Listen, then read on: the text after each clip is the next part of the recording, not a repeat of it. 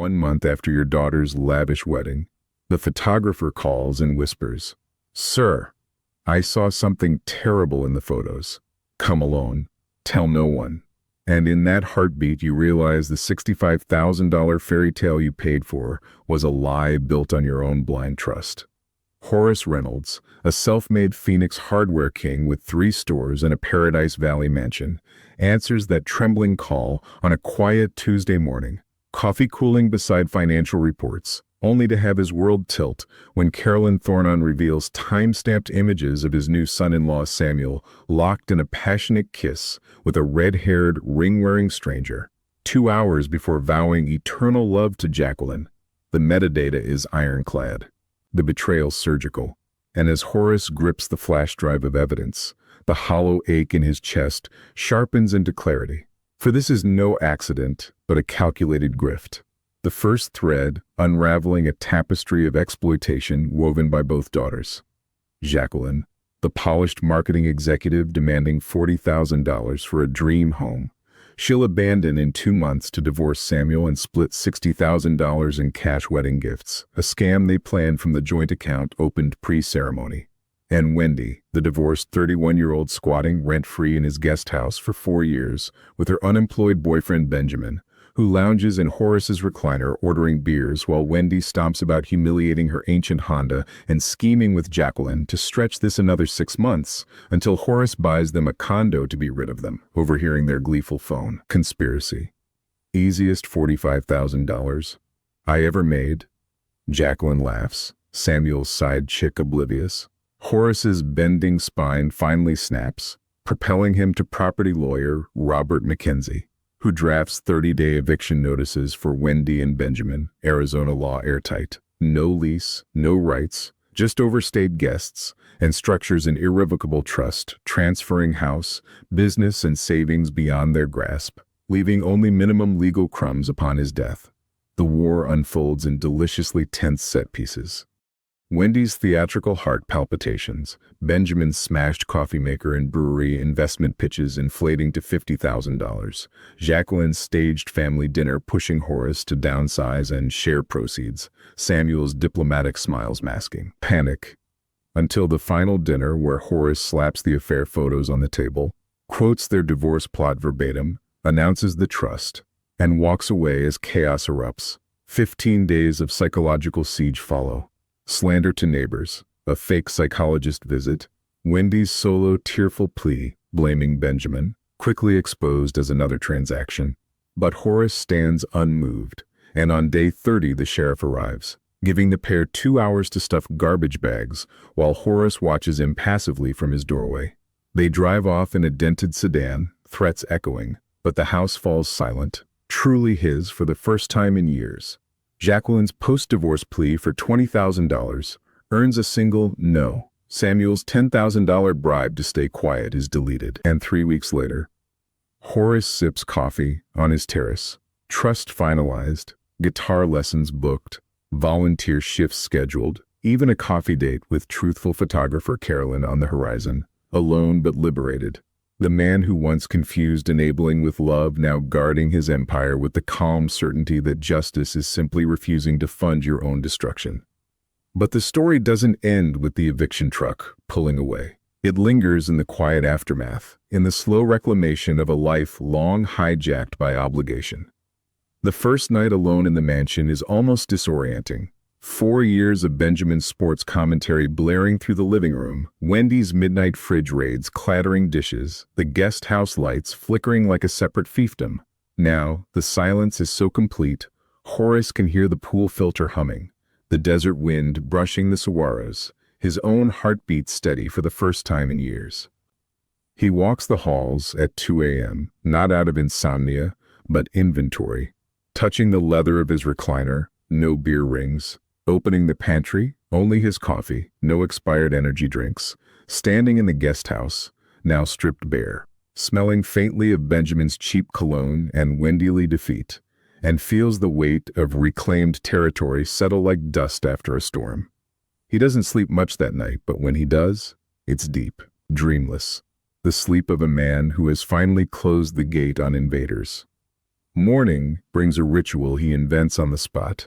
He brews coffee in the new machine, stainless steel, programmable, a petty $79 victory, carries it to the terrace, and sits in the exact chair Wendy once claimed for her morning meditations, really Instagram scrolling.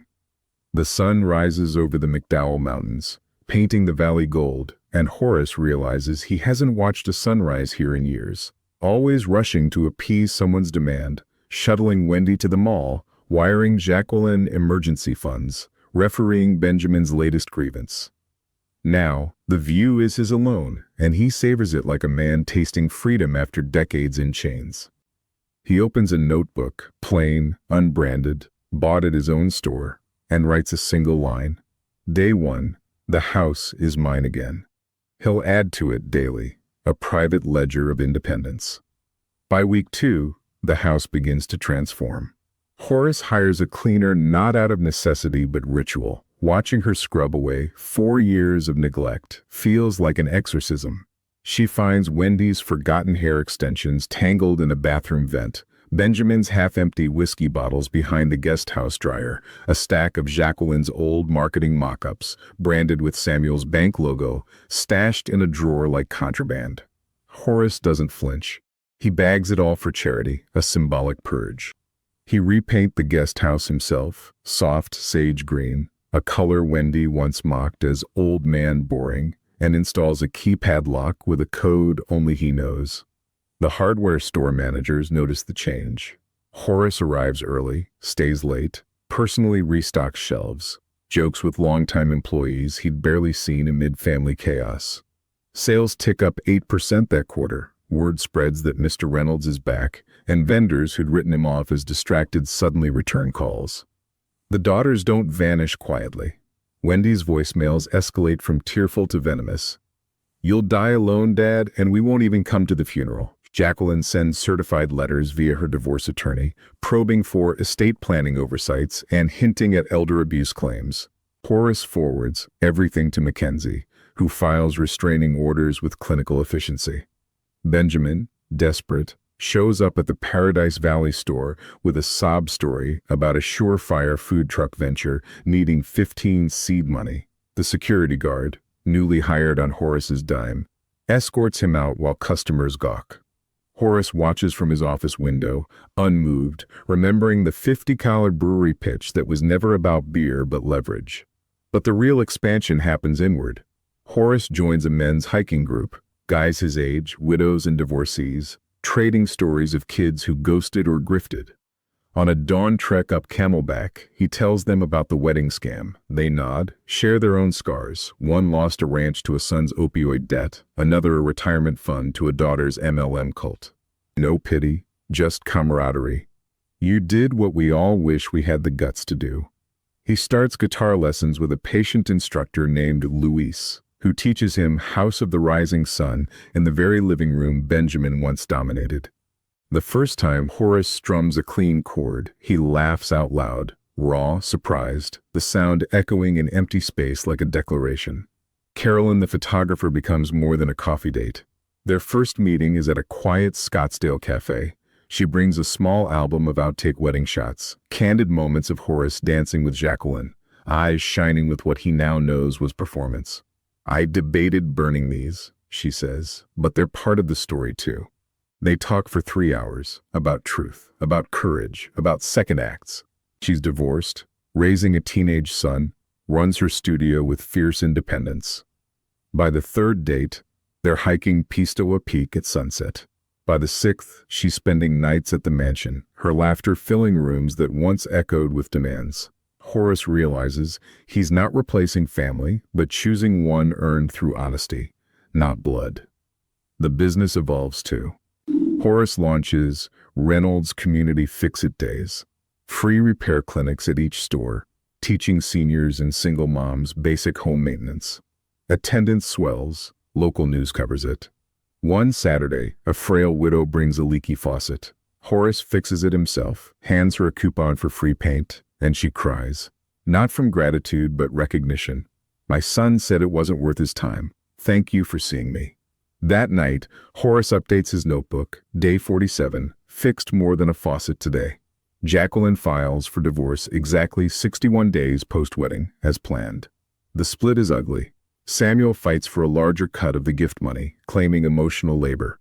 Jacqueline counters with the affair photos Horus anonymously tips to her lawyer. They burn through $38,000 in legal fees, netting $7,000 each after taxes. Wendy and Benjamin's apartment lease is month to month. Benjamin lands a warehouse job. Wendy waits tables. Their Instagram facades crumble. Horus hears through a mutual acquaintance that Wendy pawned her designer bags to cover rent. He feels nothing but the calm of consequences. 1 year later, the mansion hosts its first non-family gathering, a barbecue for the hiking group. Carolyn's son strumming Horus's guitar, store managers toasting with craft beer Horus actually invested in, a friend's legitimate brewery, 12% return. The trust is ironclad. Mackenzie sends annual reports like clockwork. Horus adds a codicil. Upon his death, the bulk goes to a scholarship for trade school kids from single-parent homes. Kids like he once was, before hardware stores and heartbreak. The daughters get the legal minimum, delivered via courier, no note. On the anniversary of the eviction, Horus returns to the botanical garden where the wedding was held. The venue looks smaller now, less magical. He walks the terrace where Samuel kissed the redhead, stands exactly where Carolyn's lens captured betrayal, and feels nothing. Not anger, not regret, just the light pressure of Carolyn's hand in his as they leave. That night, he writes in the notebook he'll eventually pass to Carolyn's son. Day 3, the lie was. Truth set every room free. And so Horus Reynolds, once a wallet with a pulse, now a man with a guitar, a partner, a purpose, sips coffee on his terrace each dawn, the valley stretching wide and unclaimed, knowing justice isn't a gavel or a sheriff's badge, but the quiet daily choice to live for yourself after years of living for users. The empire he guards isn't just brick and mortar. It's the unassailable certainty that love without respect is just another scam, and he's finally, gloriously opted out.